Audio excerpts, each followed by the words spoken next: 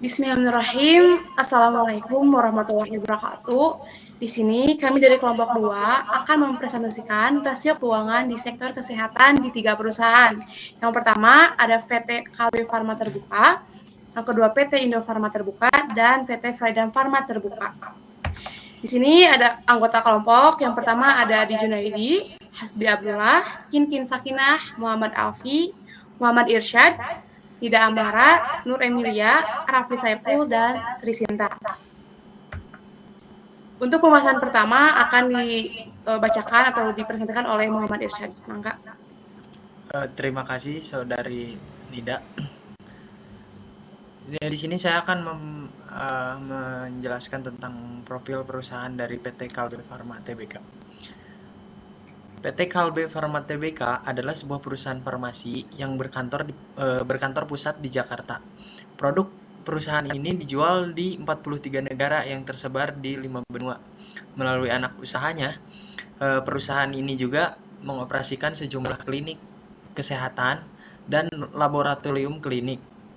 Berdiri pada tahun 1966, Kalbe telah jauh berkembang dari usaha sederhana di sebuah garasi menjadi perusahaan farmasi terdepan di Indonesia. Tanggal pencatatan di Bursa Efek Indonesia yaitu 30 Juli 1991 berdasarkan anggaran dasar perusahaan. Ruang lingkup kegiatan KLBF meliputi antara lain usaha dalam bidang farmasi, perdagangan, dan perwakilan. Saat ini KLBF terutama bergerak dalam bidang pengembangan, pembuatan, dan perdagangan persediaan farmasi termasuk obat untuk manusia dan produk konsumsi kesehatan. Selanjutnya akan dilanjut oleh Saudari Hasbi. Baik, terima kasih Kang. Setelah tadi kita membahas profil tentang kimia farma terbuka, dan di sini saya akan menjelaskan tentang sejarah singkat bagaimana Kalbe Farma Terbuka itu sendiri. Kalbe Farma Terbuka didirikan pada tanggal 10 September 1966 dan memulai kegiatan usaha berkomersialnya pada tahun 1966. Kantor Kalbe Farma Terbuka berdomisili di Gedung Kalbe, Jalan Letkol Jenderal Suprapto, Kaf 4, Cempaka Putih, Jakarta 10510 di Indonesia. Sedangkan fasilitas pabriknya berlokasi di kawasan industri Delta Silikon, Jalan Muhammad Tamrin, Blok A3 1, Lipo Cikarang, Bekasi, Jawa Barat. Pada tahun 1991, Kalbe Farma memperoleh pernyataan efektif dari Bapepam LK untuk melakukan penawaran umum perdana saham atau IPO Kalbe Farma kepada masyarakat sebanyak 10 juta dengan nilai nominal 1.000 per saham dengan harga penawaran 7.800 per saham. Saham-saham tersebut dicatatkan kepada Bursa Efek Indonesia BEI pada tanggal 30 Juli 1991. Dan berikut dua orang yang menjadi kandidat utama. Yang pertama itu ada V. Jong Tius. Beliau menjabat sebagai direktur utama di Kalbe Farma Terbuka ini. Lalu yang kedua itu ada sang komisaris utama yang bernama Bernadette Ruth Irawati Setiadi.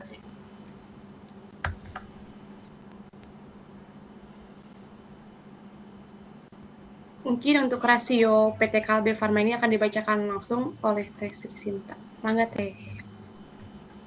Oke, kita masuk sekarang ke rasio dari PT Kalbe Farma, di mana dibagi menjadi 3. Yang pertama ada EPS atau earning per share, yaitu perbandingan antara earning after tax dengan jumlah saham yang beredar. Di sini hasil dari EPS untuk perusahaan Kalbe Farma yaitu 67,40. Yang kedua ada rasio NBV atau net book value, di mana dihasilkan dari ekuitas dibagi jumlah saham yang beredar, menghasilkan nilai sebesar Rp417,70. Yang terakhir ada PBV atau price to book value, yaitu perbandingan antara harga saham yang beredar dengan yang tadi hasil dari NBV, yaitu hasilnya ada 4,93 kali untuk PT Kalbe Farma ini. Nah, karena kita ingin membandingkan dari 3 perusahaan, maka kita juga harus melihat rasio perbandingan dari perusahaan lainnya yang akan dibahas oleh teman-teman yang lain. Silahkan.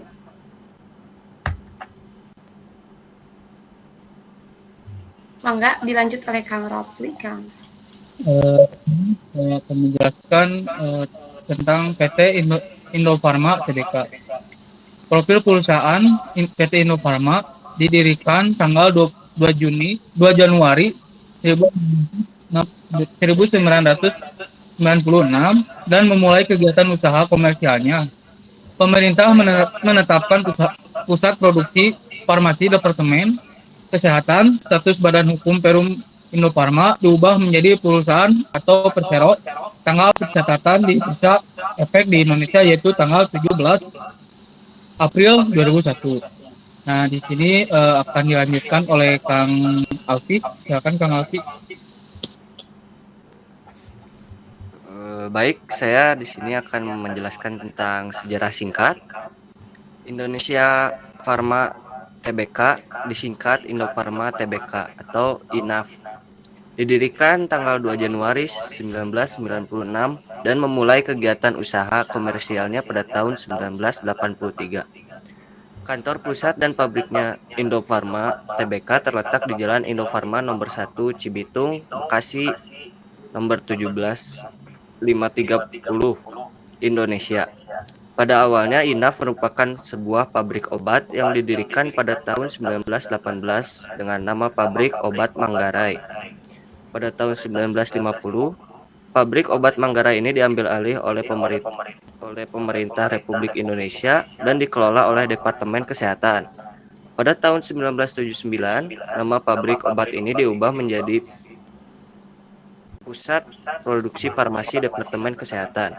Kemudian berdasarkan Peraturan Pemerintah Republik Indonesia atau PP Nomor 20 Tahun 1981, pemerintah menetapkan Pusat Produksi Farmasi Departemen Kesehatan menjadi Perseroan Umum Indonesia Farma atau Perum Indofarma. Selanjutnya pada tahun 1996, status Badan Hukum Perum Indofarma diubah menjadi perusahaan atau persero. Next. Nah, di sini ada 2 orang yang menjabat di Indofarma. Yang pertama ada Arif Pramuhanto, yaitu Direktur Utama Indofarma, dan yang kedua ada Laksono Trisnantoro sebagai Komisaris Utama Indofarma. Terima kasih. Saya kembalikan kepada moderator. Baik, untuk rasio keuangan PT Indofarma ini akan dibacakan langsung oleh Teh Kinkin. Mangga Teh. Baik, di sini saya akan menjelaskan mengenai rasio PT Indofarma Tbk di tahun 2021. EPS atau earning per share. Di sini ada EAT atau earning after tax dibagi jumlah saham beredar, yaitu hasilnya 7,69. Terus di sini ada NBP, ekuitas dibagi jumlah saham beredar, hasilnya 164,01. Terus ada PBP, harga saham beredar dibagi NBV, hasilnya 6,43. Selanjutnya akan dibahas oleh Kang Adi. Mangga Kang.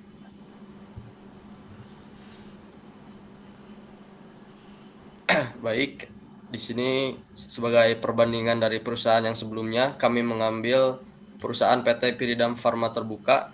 Nah, adapun profil dari PT Piridam Farma Terbuka ini merupakan perusahaan publik yang memproduksi farmasi yang bermarkas di Jakarta, Indonesia. Nah, dengan kegiatan usaha dalam 2 segmen, yaitu farmasi dan jasa maklon serta produk alat kesehatan. Perusahaan ini didirikan oleh Insinyur Sapri Kosasi dengan nama PT Piridam PT Piridam pada tanggal 27 November 1976 di Jakarta. Nah, adapun pencatatan di Bursa Efek Indonesia yaitu pada tanggal 12 Oktober 2001. PT Piridam ini dimulai dengan mendistribusikan obat-obatan hewan dan kemudian juga memproduksi formulasi produk kesehatan hewan. Nah, pada tahun 1985, PT Piridam ini melakukan diversifikasi bisnis dengan memproduksi dan memasarkan obat-obatan.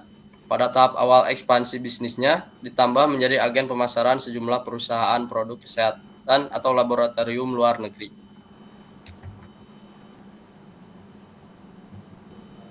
Kemudian sejarah singkat mengenai PT Piridam Pharma ini didirikan dengan nama PT Piridam pada tanggal 27 November 1977 dan memulai kegiatan usaha komersialnya pada tahun 1977. Adapun kantor pusat Piridam ini terletak di Sinarmas MSIG Tower lantai 12 Jalan Jenderal Sudirman, Kuningan, Karet, Jakarta Selatan, Indonesia, dan pabriknya berlokasi di Desa Cibodas, Pacet, Cianjur, dan Jawa Barat. Nah, berdasarkan anggaran dasar perusahaan, ruang lingkup kegiatan Piridam Pharma ini meliputi industri sabun, bahan pembersih keperluan rumah tangga, industri kosmetik, termasuk juga pasta gigi, industri bahan farmasi, industri produk farmasi untuk manusia, industri produk farmasi untuk hewan, industri produk obat tradisional, alat-alat laboratorium, farmasi dan kesehatan dari kaca, perdagangan besar alat laboratorium, farmasi dan kedokteran, perdagangan besar farmasi, perdagangan besar obat tradisional, perdagangan besar kosmetik, dan juga jasa pengujian laboratorium. Nah, saat ini kegiatan utama dari PT Piridam Pharma ini meliputi produksi, pengembangan, dan atau perdagangan obat-obatan, serta perdagangan alat-alat kesehatan dan kosmetik. Nah, di sini ada direktur utama dari PT Piridam Pharma ini, yaitu Li Yangguan sebagai direktur utama dan Robi Yulianto sebagai komisariat utamanya. Saya kembalikan kepada moderator. Baik, untuk rasio keuangan PT Piridam Pharma terbuka ini akan dibacakan langsung oleh Teh Nur Emilia. Mangga Teh. Ya, terima kasih Tenida. Di sini ada rasio PT Piridam Pharma Tbk. Yang pertama ada rasio EPS, after earning after tax dibagi jumlah saham beredar yang hasilnya 17,70. Di sini ada rasio NBV, ekuitas dibagi jumlah saham beredar yang hasilnya 312,29. Yang terakhir ada PBV, harga saham beredar dibagi NBV, artinya 2,95 kali pada PT Piridam Pharma Tbk. Nah, di sini ada rasio perbandingan 3 perusahaan. Yang pertama ada rasio EPS pada PT Kalbe Pharma Tbk, hasilnya 67,40, Indofarma Tbk 7,69, dan Piridam Pharma Tbk hasilnya 17,70. Sekarang rasio NBV pada PT Kalbe Pharma Tbk ada 417,70, Indofarma Tbk 164,1, Piridam Pharma 312,29. Yang terakhir ada rasio PBV pada PT Kalbe Pharma Tbk ada 4,93, Indofarma Tbk 6,43, sama Piridam Pharma Tbk ada 2,95. Baik, dapat disimpulkan di ketiga perusahaan tersebut, maka bisa dibilang PT Kalbe Pharma ini adalah perusahaan yang baik dibandingkan kedua perusahaan karena menghasilkan hasil rasio EPS tinggi, yang dimana hasilnya itu 67,40 dibanding dengan kedua perusahaan lain.